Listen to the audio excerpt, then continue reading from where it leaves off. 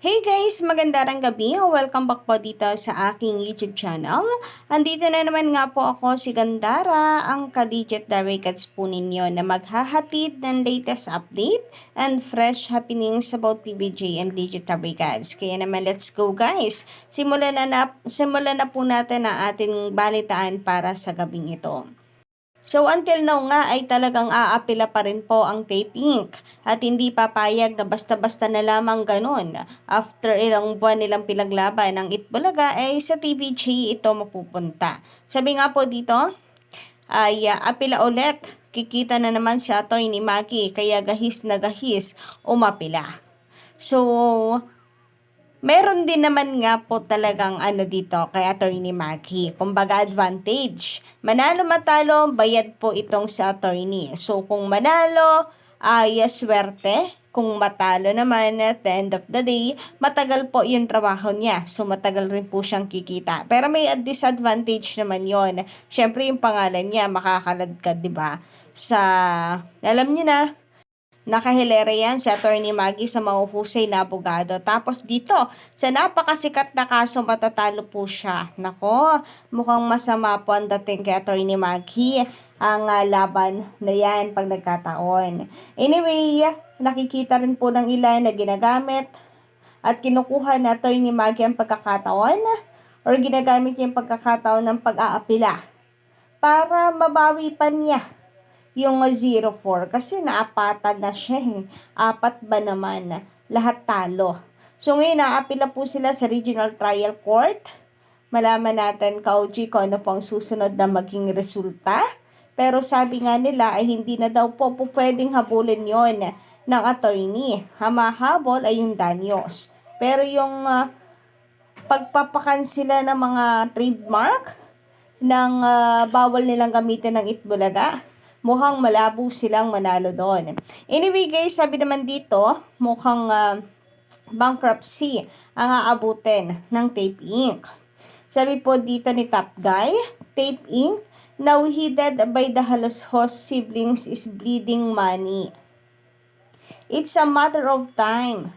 The company will no longer support the show and might eventually file for bankruptcy.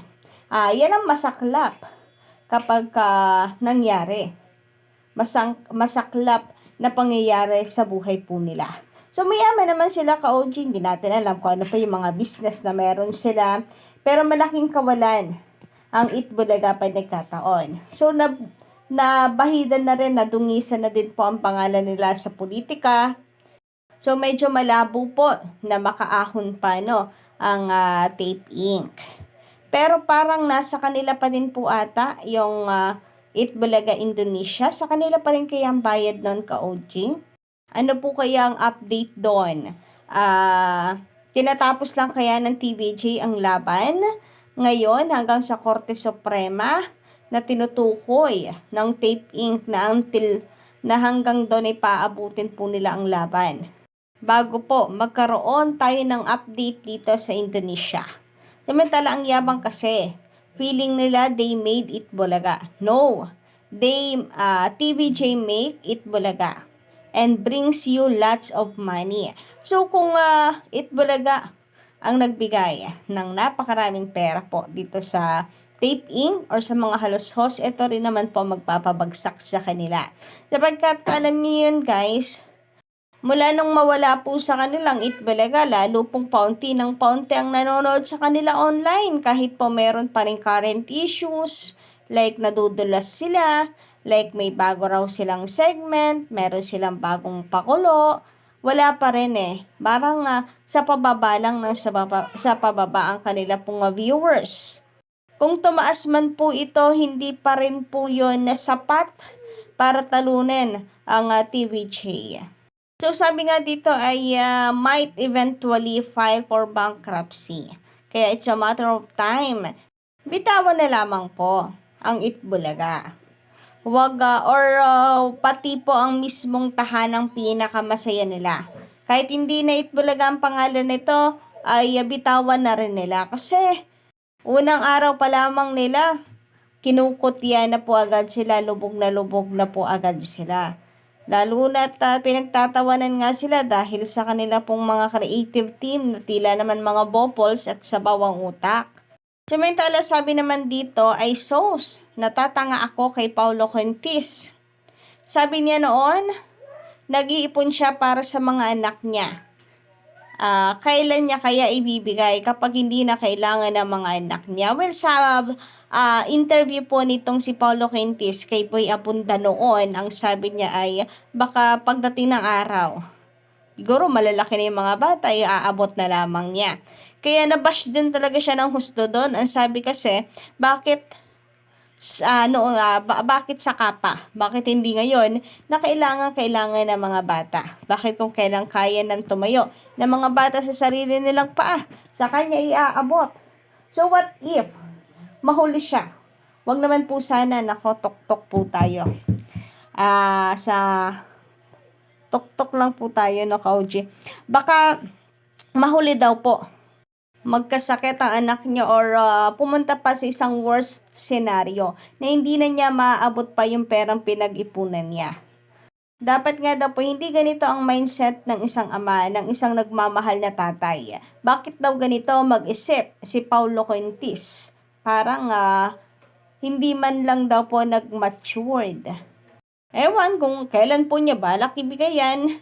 Anyway, baka iba to pa sa mukha niya ng mga anak niya yung ibibigay niya. Samantalang nang kailangan siya ng mga anak niya, pinabayaan niya. Yes, to be honest guys, hanggat bata pa, talagang dapat pinagtutuunan po yan ng pansin. So, kumbaga, yung pag-aalaga po at atensyon, dapat ngayon yan ibinibigay ni Paulo.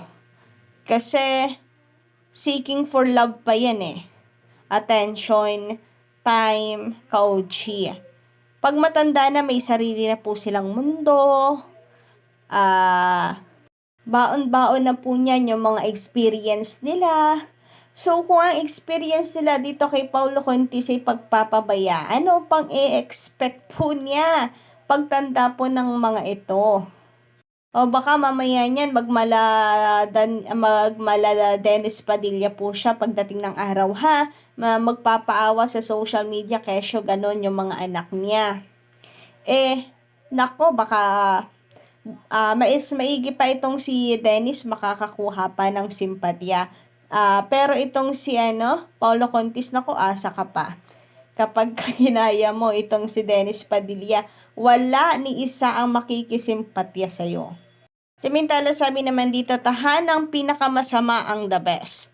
Sa masama ang alin? Yung mismong programa, masama yung mga host, yung itsura ng logo, ng kanilang segment, or all of the above. Pati na rin po masama ang kanilang producer, Charis. Anyway guys, etong tungkol dito sa kanilang bagong pangalan, grabe, napakasama nga raw po. Daming pwedeng pangalan, saka hindi po pang title ang tahanang pinakamasaya. Hindi siya pang title eh. Hindi bagay maging title, sus ko po, wala man lang po ka-logic. Wala man lamang pong ka-twist, ka-legendary cards dyan. Sus mio marimara. Kaya nako-question ang creative team nito, ng mga ito. Well, napalitan naman na nila, no? Pero parang anyari, parang hindi naman daw nga po pang noontime show, kundi pang disco. Ang kanila pong logo, susmi. Talaga naman, lahat na lang. Samantala, sabi naman dito, sinasadya nila yan, tapos magsusorry, tatawanan. Ano yun? Ang asar na? Sabi po ni Atet Teens Vlogs. So, magandang gabi sa iyo at Miss Yolanda Cruz. Bumalik nga si Channel 9, di ba? Doon sila nagsimula. So, patungkol po sa comment nito, nahin natin yung sinasadya na nila. Kasi grabe nga naman po, no? Magsusorry pero tatawanan po. At na parang nanghaasar. Inaasar ang TVJ. Sorry, tao lang. Ganon. Pero nananadya. Dito naman po sa bumalik na sa Channel 9, yes guys, kaya sa mga nagsasabi niya na hindi po pwedeng tawagan na longest running ng time show, ang TVJ, nako po, ay ang Bopols lamang po, nakakaangat. Ang inyo pong komento na yan, grabe, nakaka-TANGA. Angat nga pag binaliktad, guys. So, okay channel yung sinasabi nyo. Eto, nagbalik na po ang Itbulaga sa pinanggalingan nitong channel, which is ang Channel 9. So, baka mamaya niyan kung ano naman pong i-comment nyo. Wala ng karisma ang TVJ. Hindi successful, failed ang pagpasok nito sa RPN 9. Baka mapaulo contest kayo niyan, nakakasabi. Or pagkasabi niya na mahaba pa ang laban yun, boom, biglang minadali po ng IPO para sa kanya. Kaya ingat-ingat din. At least sa TVJ, alam po namin na talagang sila ay original. Bali-balik ta rin man po ang mundo. Sila ang tunay at hindi po peke. So, yun lang guys muna ang ating update sa gabing ito. Don't forget to click the subscribe button and notification bell para po sa iba pang mga balita.